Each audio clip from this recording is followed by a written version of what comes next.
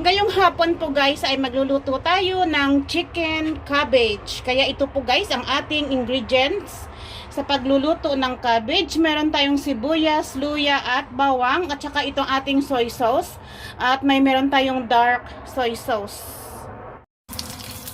Pag mainit na ang ating kawali na merong mantika, ay maglagay po tayo guys ng bawang.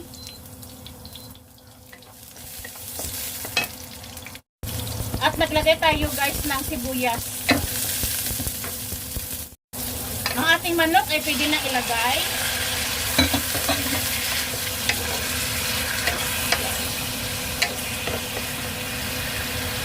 Maglagay ako guys ng black pepper o kaya'y pamintang durog.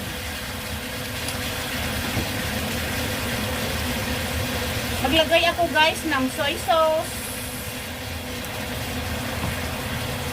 Ayan, imimix lang po.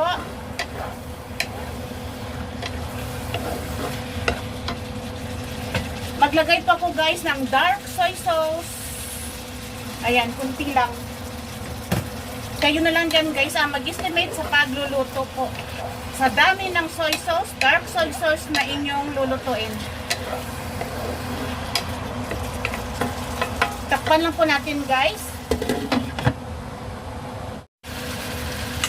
I-check po natin.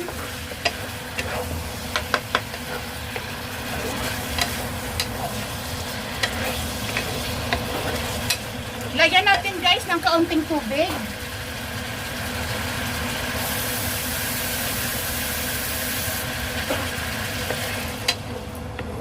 Ayan.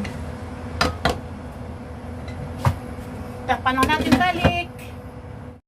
I-check po natin guys. Ayan, may tubig pa siya.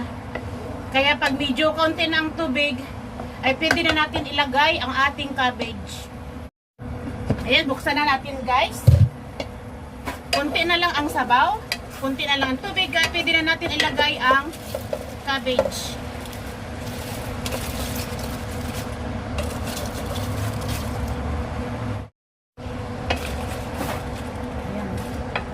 Tingnan nyo lang po guys si Joy sa aking ginagawa. Magdagdag ako guys ng dark soy sauce.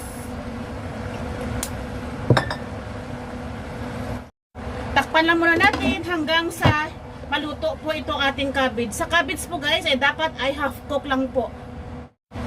Tikman muna natin guys ang lasa. Kulang guys. Kaya maglagay tayo ng chicken powder. Ayan, pwede na ito.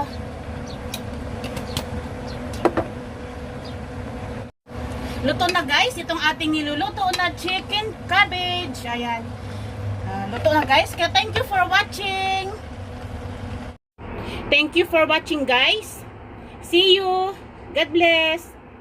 Bye bye.